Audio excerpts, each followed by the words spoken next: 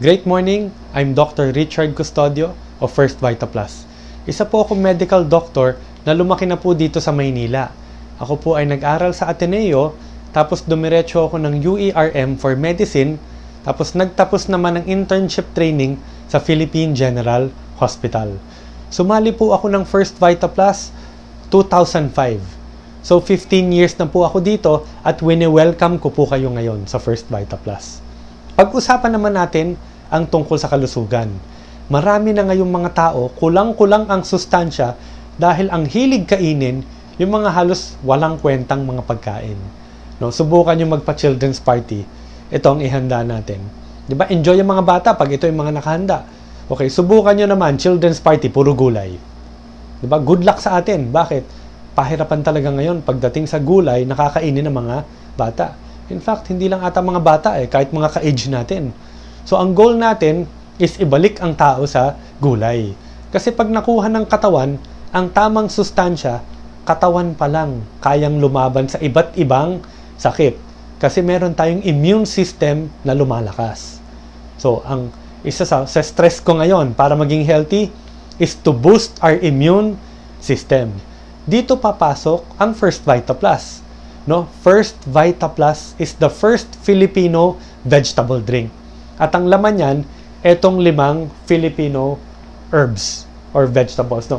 Malunggay, dahon ng sili, saluyot, uray, colitis or Philippine spinach, and talbos ng kamote. Yang 5 gulay ay nakahalo sa bawat produkto ng First Vita Plus.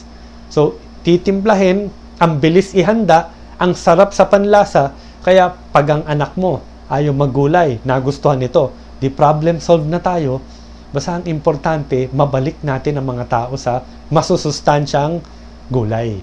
So this is a Filipino product na ngayon kahit sa ibang bansa, in demand na. Nakapag-open na tayo sa Brunei. So kung meron kayong kilalang mga Muslim, we are halal certified. Tapos, nakapag-open na rin sa mga mahihigpit na bansa. So, tayo po ay registered sa FDA ng United States of America. At ang latest opening natin is sa Dubai or UAE. Nakasama po ako doon nung nag-open. No? Last year lang to. So, unti-unti, buong mundo, hindi tayo titigil. Proud tayo na ang pinapromote natin ay produktong Pinoy. No? Sa mga pasyente naman, no? Papakilala ko yung isang nakilala ko dito na pasyente na taga Cavite, si Victoria din, ang case naman niya, brain tumor. Okay, ito ang kanyang MRI. Hindi ko na papaliwanag lahat, huwag niyo nang basahin lahat Iha-highlight ko na lang yung important. December 22, 2016.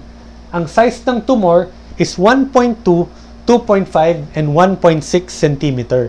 Malaki ang tumor sa kanyang brain. So, nagkakaroon na siya ng constant headache, di na siya nakakatulog, at dahil malaki, ang tumor, pwede na siya anytime mag-comatose.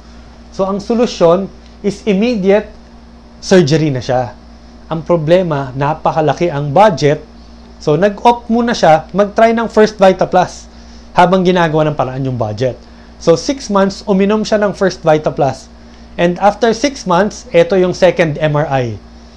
July 2017. Nakalagay po dito, disappearance. Nawala ang kanyang tumor sa utak. Walang natira kahit konti. No intervention done since yung last MRI. Walang ibang ginawa Kinuha ko nga ang kanyang MRI plates. Ito, kitang-kita Yung puti, naka-yellow arrow, yun yung tumor. Walang natira sa tumor niya.